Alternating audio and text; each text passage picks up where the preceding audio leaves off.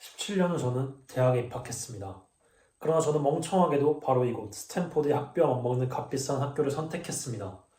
평범한 노동자였던 부모님이 힘들게 모아뒀던 돈이 모두 제 학비로 들어갔습니다.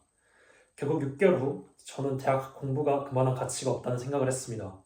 내가 진정으로 인생에서 원하는 게 무엇인지, 그리고 대학 교육이 그걸 제가 얼마나 어떻게 도움이 될지 판단할 수 없었습니다. 게다가 양부모님들이 평생토록 모은 재산이 전부 제 학비로 들어가고 있었습니다. 그래서 모든 것이 다 잘 될 거라 믿고 자퇴를 결심했습니다. 당시에는 두려웠지만 뒤돌아 보았을 때 제 인생 최고의 결정 중 하나였던 것 같습니다. 자퇴한 순간 흥미없던 필수 과목들을 듣는 것은 그만두고 관심 있는 강의만 들을 수 있었습니다. 그렇다고 꼭 낭만적인 것도 아니었습니다.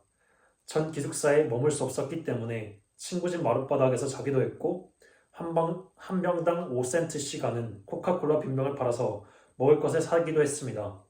또 매주 일요일 단 한 번이라도 제대로 된 음식을 먹기 위해 7마일이나 걸어서 하레 크리슈나 사원의 예배에 참석하기도 했습니다. 맛있더군요. 당시 순전히 호기와 직감만을 믿고 저지른 일들이 후에 정말 값진 경험이 됐습니다. 예를 들어보죠. 그 당시 리드 칼리지는 아마 미국 최고의 서체 교육을 제공했던 것 같습니다. 학교 곳곳에 붙어있는 포스터, 서랍에 붙어있는 상표들은 정말 아름다웠고요. 어차피 자퇴한 상황이라 정규 과정, 과목들은 들을 필요가 없었기 때문에 서체에 대해서 배워보기로 마음먹고 서체 수업을 들었습니다. 그때 저는 세리프와 산세리프체를, 다른 글씨의 조합 간의 그 여백의 다양함을, 무엇이 위대한 타이포크래피를 위대하게 만드는지를 배웠습니다. 그것은 과학적인 방식으로는 따라하기 힘든 아름답고 유서 깊고 예술적으로 미묘한 것이었고 전 매료되었습니다. 이런 것들 중 다 어느 하나라도 제 인생에 실질적인 도움이 될 것 같지는 않았습니다. 그러나 10년 후 우리가 첫 번째 매킨토시를 구성할 때 그것들은 고스란히 빛을 발했습니다. 우리가 설계한 매킨토시에 그 기능을 모두 집어넣었으니까요. 그것은 아름다운 서체를 가진 최초의 컴퓨터였습니다. 만약 제가 그 서체 수업을 듣지 않았다면 매킨토시의 복수 서체 기능이나 자동 자감 맞춤 기능은 없었을 것이고 맥을 따르는 윈도우나 그런 기능은 없었을 것이고 결국 개인용 컴퓨터에는 이런 기능이 탑재될 수 없었을 것입니다.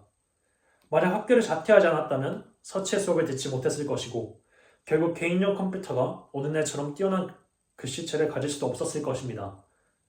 물론 제가 대학에 있을 때는 그 순간들이 내 인생의 전환점이 될 것이라는 것을 알아챌 수 없었습니다. 그런 10년이 지난 지금에서야 모든 것이 분명하게 보입니다. 달리 말하자면 지금 여러분은 미래를 알 수 없습니다. 다만 현재와 과거의 사건들만을 연관시켜 볼 수 있을 뿐이죠. 그러므로 여러분들은 현재의 순간들이 미래에 어떤 식으로든지 연결된다는 것을 알아야만 합니다. 여러분들은 자신의 배짱, 운명, 인생, 카르마 등 무엇이든지 간에 그 무엇에 대한 믿음을 가져야 합니다. 이런 믿음은 저를 실망시킨 적이 없습니다. 그리고 그것이 제 인생에서 남들과는 다른 모든 차이를 만들어냈습니다. 안녕.